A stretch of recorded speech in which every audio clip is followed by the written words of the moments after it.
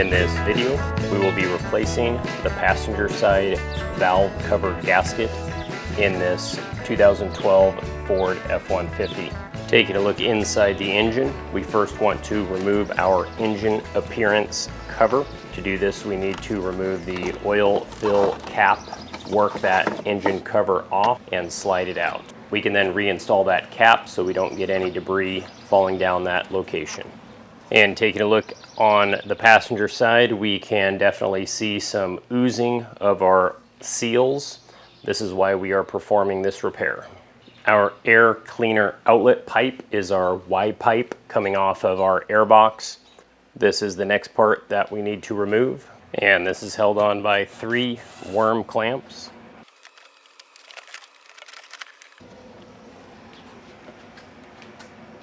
The book then calls for removal of the right-hand air cleaner pipe to turbocharger pipe. Because this goes down to the turbocharger, it would be difficult to remove, so we're going to attempt to do this with just pivoting this out of the way a little bit to give us the access that we need. It then wants us to remove the right-hand turbocharger to charge air cooler tube. This one is also going to the turbocharger and would be difficult to remove without removing the tire and wheel well to gain access to that. We do, however, have a bracket that we will be attempting to remove, but as far as these 2 tubes, we're just going to try to pull them out of the way. And periodically we will be cleaning off the engine components with compressed air to reduce the chance of debris falling into areas where we do not want it. At this point, we will be removing the PCV tube. Both sides have connectors that need to be retracted back, and then we can wiggle that off. We then want to remove the 2 nuts from the charge air cooler tube bracket. This is the bracket that is connected to the valve cover. These are 8mm fasteners, and we will be applying a little bit of Amsoil metal protector to help remove these a little bit easier. And those fasteners were 2 tiny 8mm nuts. And we can then work off that bracket. And for the time being, we'll leave that bracket there and see if we can work around it. Now we do have a coolant line that we also need to work off. We then have a bundle of 3 tubes. The first of which is going to our turbocharger waste gate. We can then pull that hose off of the waste gate. And those additional lines, I do have some flexibility on those. We'll then shift focus to our PCM electrical connector. This has a small tab on the side that needs to be depressed. And then we do have a second electrical connector. And if we follow that bundle of wires towards the back of the valve cover, we do have a retainer.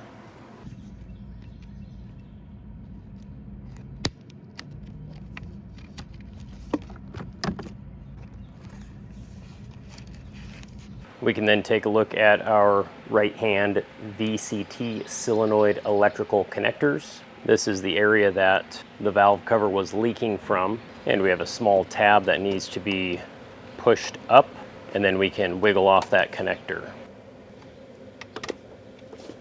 And it is worth noting we have a light and a dark connector. And then we can work our coil pack wiring harnesses off. And a little bit more compressed air. And those coil pack fasteners are 8mm.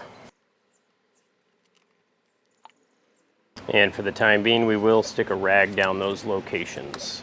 So at this point, I have disconnected a bunch of my stuff. I'm going to take a close look around the outside edge of my valve cover, and I'm going to disconnect each of the locations where there is a wire tie holding some type of wire or tubing onto those valve cover bolts. And it almost seems like they have something on every single bolt. Now I am very carefully cutting all of these clips, and you may be asking, why is he cutting all the clips? And what I'm going to do for reassembly is pull out the existing piece, and we're going to feed our own zip tie underneath that, and that will allow us to re-zip tie all of these components back together without damaging the clips that are actually held into the engine. And this one on the top right corner does unscrew, and then we can work that plastic retaining clip off.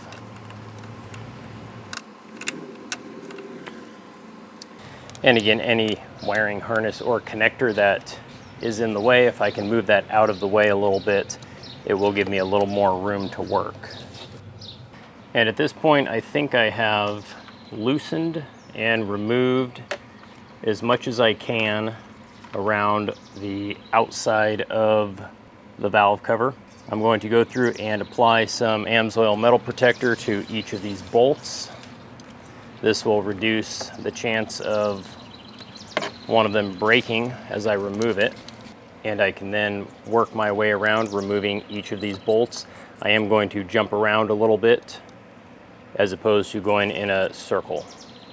And our retaining nuts for any of these brackets are 8mm, but the valve cover bolts themselves are 10mm. And there's always got to be one bolt that is near impossible to remove. This one is the lowest most bolt, closest to the firewall on the passenger side. In total, I loosened 11 fasteners around the perimeter of the valve cover. Now, to be honest with you, removing the valve cover is an extremely difficult process. I tried using trim removal tools, but at the end of the day, I had to end up using metal pry bars and basically force it up. I was worried I would break it with the amount of force that I was having to put on it to get that to pop off of there. So after about an hour of working at this, I have been able to get this loose.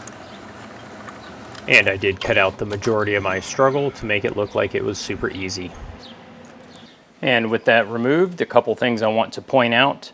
These fasteners do not come out completely. They just loosen up and sit there. Additionally, there was a piece of insulative adhesive that ran a portion of the way around the outside. This was causing me problems. Additionally, each location where either our spark plug goes through or our VCT sensors go, those rubber boots were stuck onto those components, and so it was on there really good. And probably the most difficult piece was the very back center. They did have a wiring harness hooked to this, and it was basically impossible to remove that or pull that off of that retaining location. I did obviously get that off, but it was pretty much a nightmare. Inside the engine, I can do a quick visual inspection just to make sure there's no obvious issues. I do have two locations that I will make sure to add a little extra RTV sealant when I reassemble this. And although this is not in horrible condition, I will use Amsoil's engine degreaser to clean this up. To replace our seals, we're going to wad a towel up inside of there. And we're going to see if we can tap that out with a 21mm socket. And that one did come out.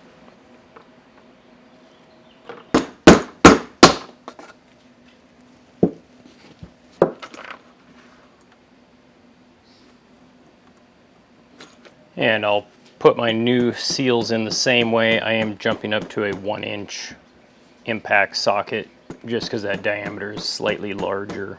And my goal is to get that where we are pretty much flush with the top of that valve cover.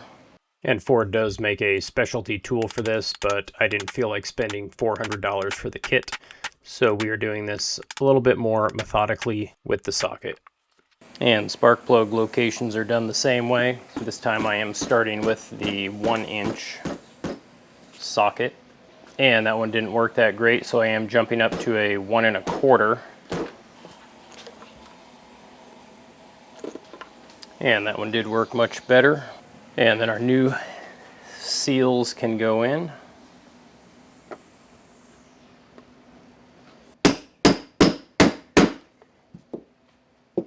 And I am periodically checking the bottom side just to make sure that they are getting seated properly. And again, this is just a nice methodical process. And we then have our valve cover gasket.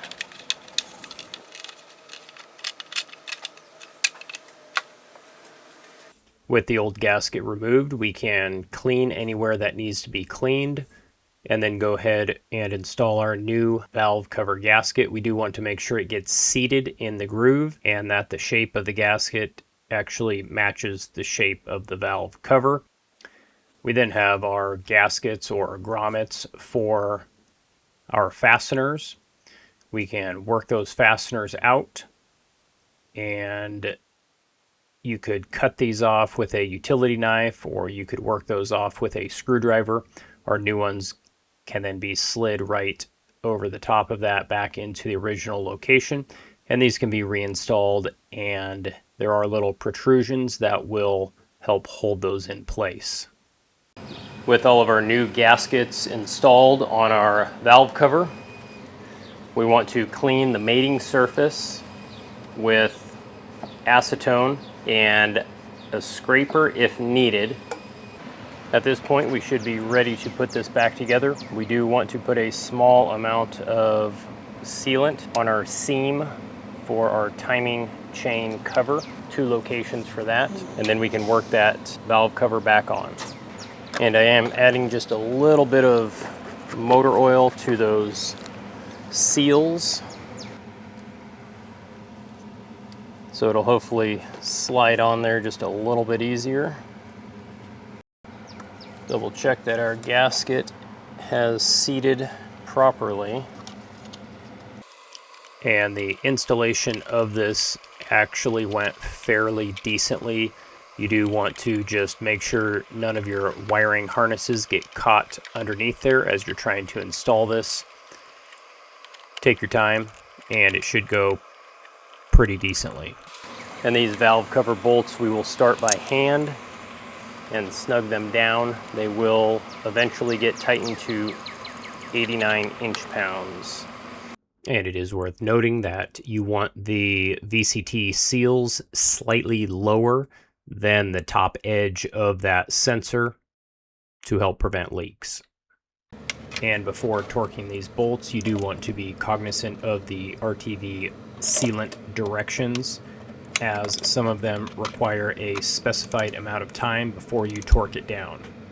And as you do this, you also want to follow the torque sequence. We are torquing these to 89 inch-pounds, but we want to evenly apply pressure to this valve cover as we torque it down, thus the torque specification pattern. At this point, with all of these bolts torqued down, we should be able to work around the perimeter of our valve cover and reconnect any of the lines or other brackets that we took off. And we can use our zip tie hack to reconnect those lines to the existing retainers. And additional electrical wiring harnesses that we previously removed, we want to get those reattached. And again, working around the perimeter just to make sure all the brackets are back on, all our wiring harnesses are secure, and looking for any loose lines that we may have forgot. And then we can replace our ignition coils and any other wiring harnesses.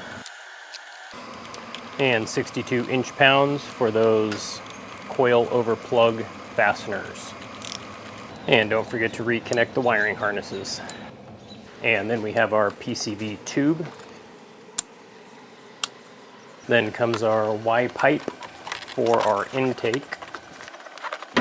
And lastly, our engine cover. Now I am going to wait 24 hours before running this because I did use that RTV sealant. It is also recommended to do an oil change since we had that system open. And this repair is complete.